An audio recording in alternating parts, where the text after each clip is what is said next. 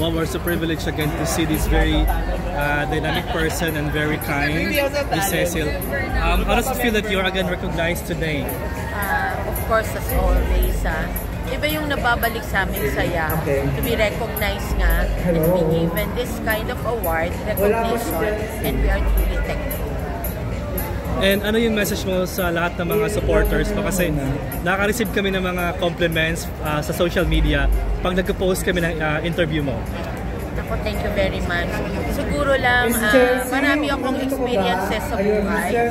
And I want other people na ma-feel nila yung love coming, para sa akin kay God yun eh.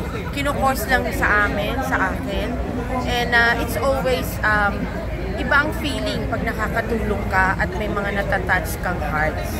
Mamang tawag sa iyo, Ninang ng marami. Beijing Matilda. Actually, Ninang and Fairy Godmother.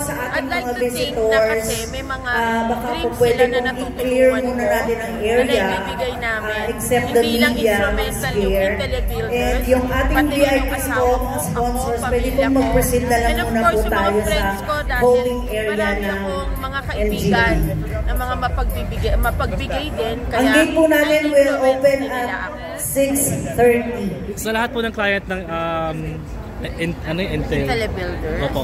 Ano po yung sa kanila, message sa kanila ngayon?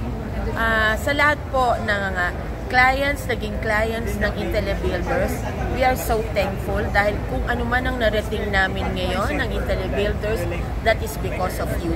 Yung training, yung pagtitiwalang binigay nyo, at yung lagi namin binibigay na quality service, yan po. That is what Intelebuilders stands for. Ana, calling for Ana. Okay na po. Picture na po tayo. Ay!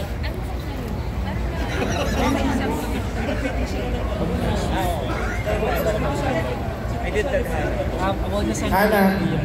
Ana, sa likod mo. Okay. Right. Tingnan mo dito. Mila. Yung smell po. Yan. Yan. Ganun.